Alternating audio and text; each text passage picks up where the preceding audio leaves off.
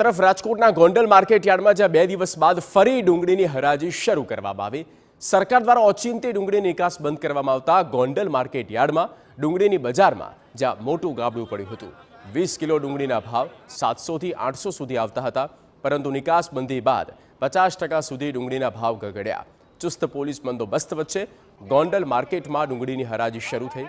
20 kilo ડુંગળીના ભાવ 481 રૂપિયા સુધી થયા। હજુ પણ નિકાસ પરનો પ્રતિબંધ હટાવવાની માંગ યથાવત છે।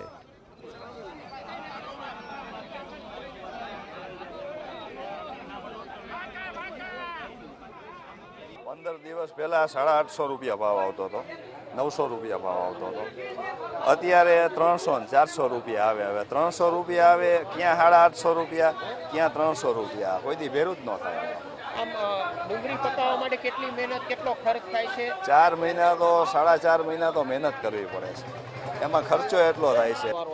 ખેડૂતને દર વર્ષે રોવાનું જ હોય। ખાલી એક વખત ભાવ ઊંચો થાય ને તો હૃદયના પેટમાં તેલ રેડાય કે ભાઈ ખેડૂતે મોંઘી થઈ, કસ્તુરી મોંઘી થઈ, કસ્તુરી। તો તમે પીઝા ખાવા જાઓ છો તો ત્યાં તો તમે નથી કહેતા મોંઘી થઈ તો ન ખવાય ડુંગળી, એવું કરવાનું હોય, બરાબર। હવે ખેડૂતને તમારે એક વખત ભાવ આવ્યો હોય પણ એને નાખી કેટલી પોર તમે જોઈ લો, ઊંચામાં ઊંચો ભાવ 400 રૂપિયા, 350 રૂપિયા ડુંગળી।